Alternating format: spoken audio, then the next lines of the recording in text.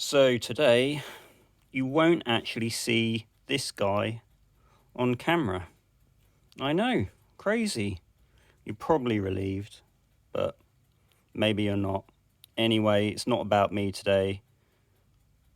Although, do I make it about me? Maybe. It's about this thing here. And you've probably seen in my previous videos, I'm usually complaining about this. And what it isn't is a webcam, as you've probably seen. I am filming on a Panasonic GH2. It is a, what do they call it? Well, it's a micro Four Thirds camera. Look that up if you want to. You see, it looks a bit dusty. Not good, not good. And it's a, what do they call them? See, I'm so ignorant. Maybe I should do some research. Well, it's DSLR, DLSR, DSLR, whatever. You know the drill. I don't really know what I'm talking about, but anyway, this is it. This is what causes me countless problems. But it's not all bad. It's not all bad. And although it's not Linux related, I do edit on Caden Live, so that's Linux, from the footage I take on this. And you're probably thinking, will you stop moving that camera about? Okay, I'll put it down. And there you go, there's the full model number if you want to look it up. So there's a couple of interesting things to say about this camera. So I'll get into the first thing before I get into what attachments I use, if you should use it, why you would even get something like this, which you probably won't. Just get a webcam, I'll be honest about it. This is just the way I do the channel. Sorry guys, so sorry. Look at this, I'm using my phone, autofocus. That's another thing you're probably wishing I did. Focus, autofocus, focus, focus, love it. Anyway, so what is there to say about this? Well, it's got quite an interesting little history, really, because this camera was actually used to shoot, not this specific camera, but this model was used to shoot a film called Upstream Colour by Shane Carruth, the now infamous Shane Carruth. But he did use these cameras to make that film, and I'll put a link in the description of the trailer, but if you look at the trailer, the film looks absolutely gorgeous. Now there is a caveat to this, of course, if you know anything about filmmaking. Really, it's not so much the camera, it's more Shane Carruth who made the film look incredible. Let me put it this way, if I filmed it, you've seen the quality of my videos, it's not going to look amazing, but there is something to say about the quality that isn't my fault, which you may have seen on the videos. Well, it's still kind of my fault, but anyway, I'm going on way too long. Have a check out of the Upstream Colour trailer. It was made about 10 years ago. Well, 11 years ago now. The film looks absolutely gorgeous. It was shot on these. And I think when these came out, these retailed $1,000 or a couple of thousands of pounds. And, well, let's just actually talk about the differences then about a film production camera and this, which is a film production camera because it made Upstream Colour by Shane Carruth. So there is an interesting thing to say. He would have had hacked software. So the software on this is a hacked software. I think it's called the Driftwood patch. And basically what that does is, oh, no memory card in there. Oh, that's stupid of me. Should have put a memory card in there. Okay, maybe I'll put that in a second. We get into some settings or whatever. So when he made that film, he had this hacked software called Driftwood, which is the reason I got this camera really is because I've always been interested in him as a filmmaker, and I wanted to get, because I'm a wannabe filmmaker myself, yeah. I'm that cliche non-film student. I never studied anything in my life, but whatever. I want to make my own films. Oh, look at my 5 short films. They made this prize at some festivals never heard of. Yeah, I'm kind of that guy, but not that guy. Whatever. So when I heard about it, I was, oh, interesting. So he made that amazing looking film on a camera that when I bought this was like a couple of £100.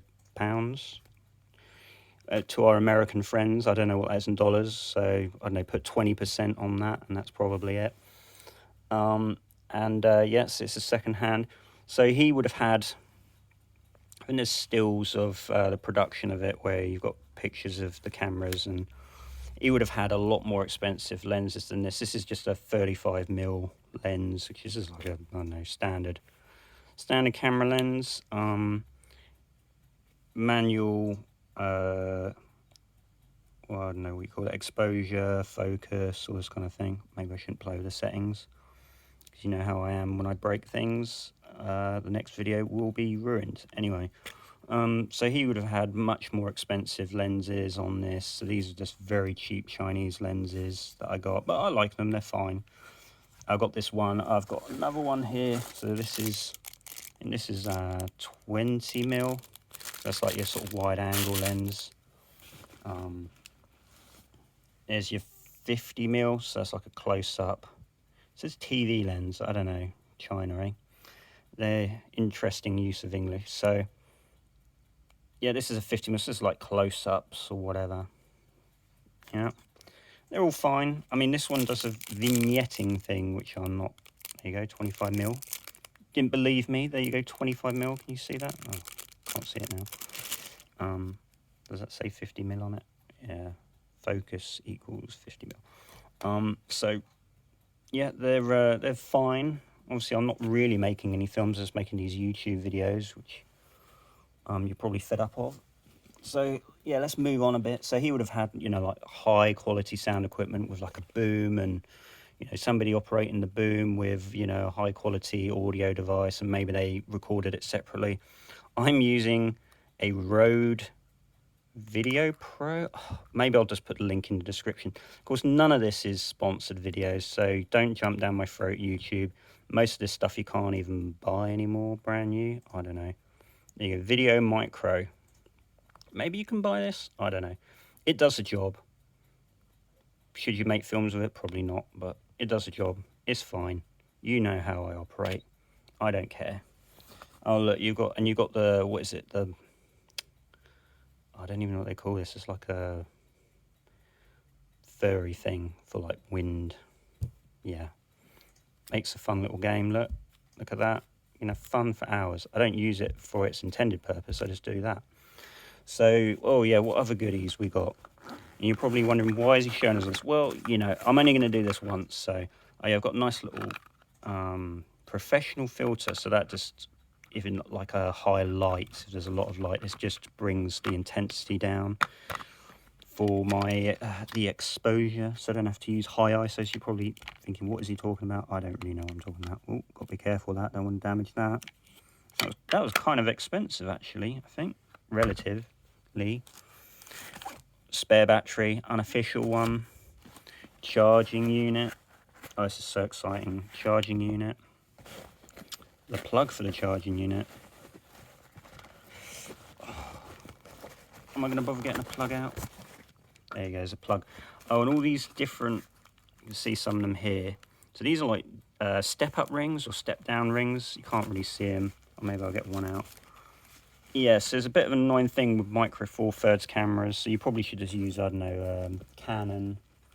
Is it Canon? Isn't that the brand? Their stuff just kind of works, to be honest. I mean, I don't know what the state of Panasonic ones are now. They've got like what, Panasonic G10 probably. GH10. I don't know. So these little things here, these connect the this to the base camera. To the lens, because they're all these different measurements. So this screws into one of these, maybe that one, or this is for like the front of the camera to put this filter on. Oh, riveting, I know. Covering that up. So maybe I should just show you some of the settings, but stupidly I forgot to put in the whatever it's called. What's it called?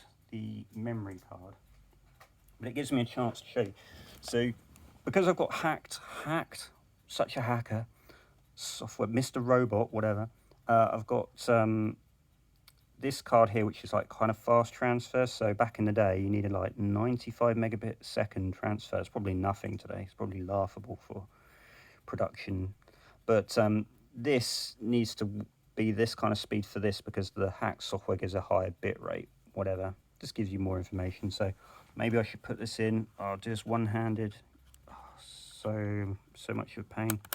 Okay, here we go. Look, one-handed. This is the good stuff. This is what you come to see my videos for. Chaos. Right, is it working? Oh, it's turning on. Let's see. Let's see. Let's see. Can't even get the camera. There we go. Look at that. Perfect. Perfect. What a mess I've made. Yep, so look at that. There you go. Proof. And so what settings are there? What settings? So you got your film modes. Oh, don't want to. So yeah, I do a film look just because I can't be bothered to change the settings. So that's why you get that horrible blue filter, because I'm all arty and filmy. I changed the microphone. I'm not going to go through all this stuff. It's not really that interesting because this is supposed to be a Linux channel, but this is what I record on. I actually don't have it on the highest setting because there's a high bit rate setting, but that will just fill up the camera pretty quickly. And some of my videos, you know, are going way too long. So it is what it is. But it is on the hacked driftwood or whatever it is software. So yeah, look at me. Look at me, Shane. Look at me, Shane Croof. Such a filmmaker, not. And then yeah, you've got like custom settings, movie. So this is like the standard movie setting. And you can, here you go, look, you can see high bit rate. So that means that it's like at the highest. So yeah, this doesn't shoot 4K. I think it's like 2.0 or 2.5, but you don't want to see me in 4K, so whatever. And I've got like some other custom settings. So this is custom free. And you got, obviously it takes pictures, whatever. Oh yeah, little non-interesting thing about this. Panasonic in their wisdom don't use a standard 3 point whatever jack. They use 2.5, so I have to get this horrible adapter that doesn't really work very well with the camera to jack it in there and then get it working. And of course all my videos, proper film way, it's 24, 25 frames a second over 50, which is just the how many times the shutter updates. Although this is all digital, so it's not a proper camera. A traditional camera, I should say. Yep, so there you go. This is the bane of my YouTube production, but I kind of like it. I'm still going to use it until such and such a day. Maybe when I'm a big, successful, famous YouTuber, I will upgrade. But as that's not going to happen, and because you know how I operate, I do not use modern, well, I don't know. Guess the most modern things, what this is, this Pixel 5. Maybe we'll talk about that one day, maybe we won't, because it's boring, right? Anyway, I'm going to go play with this furry thing that came with the camera, with the microphone. Probably the best thing I've got here. This works, look, this bit works. Anyway, 13 minutes on this so far. That's not bad, that's not bad. I covered, did I miss anything? Did I miss anything? Anything worth? Maybe I didn't miss anything because maybe this video wasn't worth making in the first place, but yeah. There we go, that's it, that's the camera. Yeah, it does stuff, it films pictures, yeah, great, that's it.